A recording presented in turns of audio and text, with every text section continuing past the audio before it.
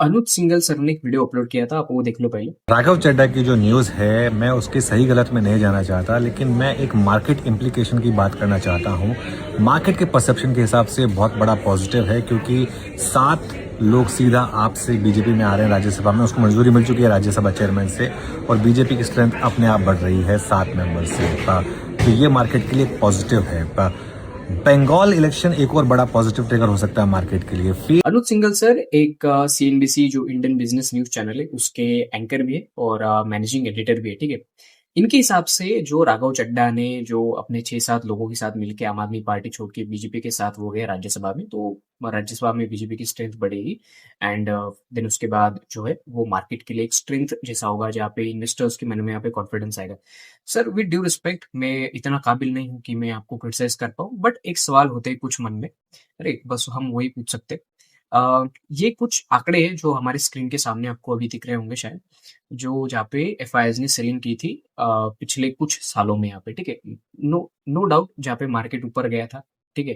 And then उसके बाद market जैसे वहां से नीचे आया, ठीक है, वो डीआईज मतलब खरीद रहे रोज, जितना एफआईआईज बेच रहे उसके डबल खरीद रहे, बट फिर भी मार्केट में वो स्ट्रेंथ वापस से यहाँ पे नहीं आ रही, ठीक है।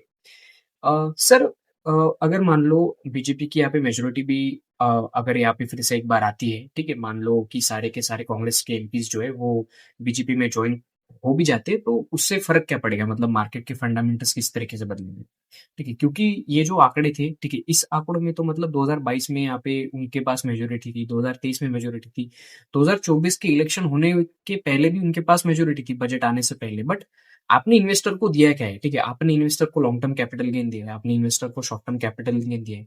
एसटीटी के रेट्स बढ़े हैं पिछले 3 साल से कंटिन्यूसली, ठीक है। तो मेजोरिटी होके या फिर ना होके ऐसा कोई फर्क पड़ता नहीं है, ठीक है। मार्केट के फंडामेंटल्स नहीं बदलते, ना ही किसी कंपनी के फंडामेंटल्स बदलते, ठीक है। आईटी सेक्टर में एचसीएल टेक के रिजल्ट्स आए, क्या हुआ हम सबको पता है। तो चाहे मतलब एक लॉजिक होता है किसी भी एंकर का। अब तो खैर लॉजिक छोड़ दिया है, जो बड़े-बड़े टीवी एंकर्स थे उन्होंने मतलब झालमुड़ी पे यहाँ पे पूरे प्राइम टाइम शोज़ यहाँ पे हो रहे हैं, एक्सप्लेन किया जा रहा है झालमुड़ी को, ठीक है? तो मतलब एक मतलब अभी फ़िलहाल टीवी एंकर्स से या फिर न्यूज़ चैनल से वो लॉजिक की अपेक्षा रखना कि ये कुछ अच्छे मुद्दे उठाएँगे। मुझे याद नहीं कि आपने गवर्नमेंट को कब कब क्रिटिसाइज़ किया था, जहाँ पे उन्होंने लॉन्ग टर्म कैपिटल गेन बढ़ाया था, जहाँ पे उन्होंने शॉर्ट टर्म कैपिटल गेन बढ़ाया था, जहाँ पे उन्होंने एसटीटी बढ़ाया था। निखिल कामत की ये पोस्ट वायरल हुई थी कुछ दिनों पहले, जहाँ पे उन्होंने सीधे तौर पे बताया था कि किस तरीके से एसटीटी एंड जो ये टैक्सेस वगैरह हैं इतने ज़्यादा, ये किस तरीके से हैम्पर कर रहे हैं हमारी इंडियन स्टॉक मार्केट की पूरी ग्रोथ की स्टोरी को, राइट?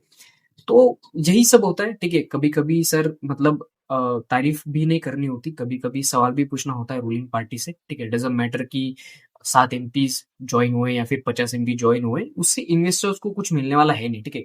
कॉन्फिडेंस तब आता है इन्वेस्टर का जहाँ पे आपकी करेंसी अच्छी तरीके से परफ़ॉर्म कर रही हो। हमारी इंडियन करेंसी ने पिछले 1 साल में करीब 11% हमारी डिक्लाइन हुई है।